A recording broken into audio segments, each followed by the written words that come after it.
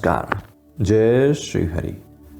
जैसे कि मैंने कई बार कहा है कि मुझे किसी भी इंसान से कोई भी नफरत नहीं है।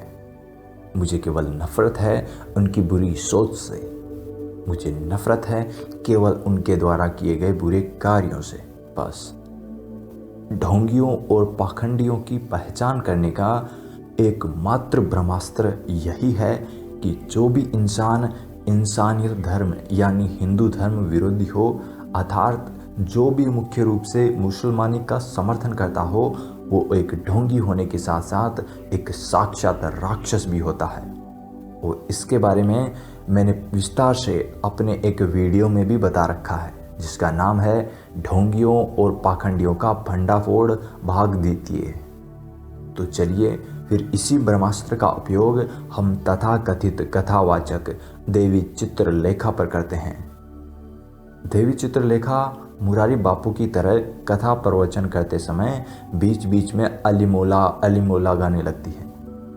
वो अजान के समय भागवत कथा को बीच में रोककर बोलती है कि जिस समय अजान होती है उस समय हमें भगवान की पूजा करना बंद कर देना चाहिए और अल्लाह का गुणगान करना चाहिए। कई लोगों ने उस पर आरोप लगाया कि उसका पति एक मुस्लिम है, और मुझे उस पर कोई शक भी नहीं है। इस्लाम में शिया सुन्नी इत्यादि बहुत सारे फिरके होते हैं। भले ही उनका कार्य करने का तरीका अलग अलग हो, लेकिन उनका मकसद एक ही है, संपूर्ण संसार को इस्लामिक बनाना। और उसी मकसद के लिए उसके पति ने हिंदुओं को मूर्ख बनाने के लिए चित्रलेखा जी से हिंदू धर्म रीति रिवाजों से शादी की। लेकिन चूंकि वो अपनी मांग में हिंदू स्त्रियों की तरह सिंदूर नहीं लगाती है, क्योंकि वो इस्लामिक भी है, तो इन सब हरकतों से वो खुद ही साबित कर रही है कि वो इस्लाम का पूरी तरह से समर्थन करती है। इसलिए हमारे ब्रह्मास्त्र ने ये साफ साफ संकेत दे दिया है कि चित्रलेखा ढोंगी होने के साथ साथ राक्षसी भी है। जय श्री हरि। जिस प्रकार से सलमान खान अपने कुकृत्यों को छुपाने और हिंदुओं को मूर्ख बनाने के लिए दिव्यांगजनों की सहायता इत्यादि करता है, ठीक उसी प्रकार से चित्रलेखा भी अपने इस्लामिक होने को छुपाने के लिए गौशाला में गौ माताओं की देखभाल करती है। व्यासपीठ पर एक स्त्री का बैठना शास्त्रों में निषेध बताया गया है, लेकिन ये दुष्टा पैसा और प्रसिद्धि कमाने के लालच में व्यासपीठ पर बैठकर व्यासपीठ का अपमान करती है। चित्रलेखा की तरह एक देवी और है जो ये सेम कार्य करती है, और उसका भी मकसद इसी की तरह दौलत और शोहरत कमाना ही है। और उसका नाम है बहुत सारे मूर्ख हिंदुओं की प्रिया जया किशोरी जी। व्यासपीठ से उठकर नृत्य करना भी शास्त्रों में निषेध बताया गया है, लेकिन ये दोनों की दोनों दुष्टा व्यासपीठ का पग पग पर अपमान करती रहती है। व्यासपीठ पर बैठकर व्यासपीठ का अपमान करने की सजा इन मंद बुद्धियों को कानून के द्वारा नहीं मिली तो क्या हुआ?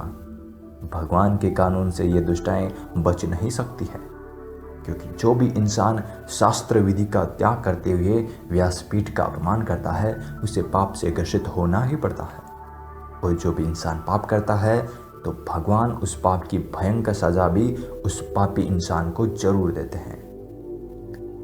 स्त्रियों को हर माह माहवारी से होकर गुजरना ही होता है, और माहवारी के दौरान भगवान की पूजा अर्चना शास्त्रों में निषेध बताई गई है।